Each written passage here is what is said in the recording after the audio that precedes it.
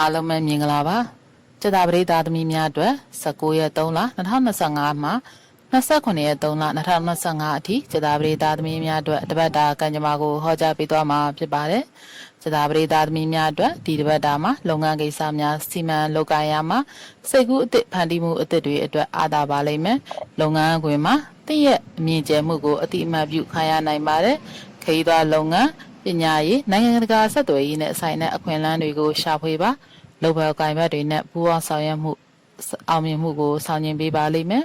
အခြေအရာနဲ့ပတ်သက်ပြီးမိချစ်သူအိမ်အောင်ဘက်နဲ့အတူခရီးထွက်ဖို့အချိန်ကောင်းဖြစ်ပါတယ်သို့မဟုတ်မိသားစုဝင်တွေနဲ့အတူနားလည်မှုတိုးစေရန်စကားပြောပွဲလေးတွေလုပ်ပေးပါသို့မှသာပုံမနားလည်မှုတွေအပြန်အလှန်နားလည်မှုတွေရရှိလာပါလိမ့်မယ်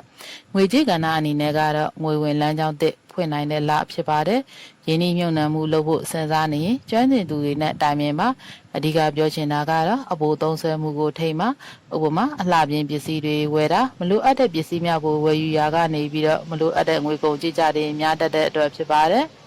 ကျမရဲ့အနေနဲ့ကတော့စိတ်ပစ္စည်းမှုကြောင့်ဇီဝကာမအဖောက်ပြန်မှုဖြစ်နိုင်တာကြောင့်အနာယူချိန်ပိုယူပေးပါအားကစားလုပ်တာတဘာဝထဲလမ်းလျှောက်တာလို့လှုပ်ရှားမှုတွေပုံမှန်လုပ်ပေးပါကံကောင်းစေမဲ့အရာများကံကောင်းစေမဲ့အယောင်ကတော့ခရမ်းရောင်လိမ္မော်ရောင်ကံကောင်းစေသောနံပါတ်39ကြောင်မြင့်ကံကောင်းစေတဲ့ကြောင်မြင့်ယေဒနာကတော့ရောင်စုံကြောင့်သတိထားရမယ့်အချက်ကတော့အလွန်အမင်းယုံကြည်မှုကြောင့်လှည့်စားခံရနိုင်ပါတယ်တကယ်ချင်းအသစ်တွေကိုသတိထားသင့်ပါတယ်အလုံးမှာအသေးစိတ်ကိုလွတ်လွတ်ရှုမှုမဖြစ်စေဖို့သတိထားပါရေတရာအနေနဲ့ကတော့တက်ကြီးရွယ်ဦးများကိုတန်နိုင်တဲ့လောက်ဒါနပြုပေးပါမင်္ဂလာရှိသောနေ့တစ်လေးကိုပိုင်ဆိုင်နိုင်ကြပါစေ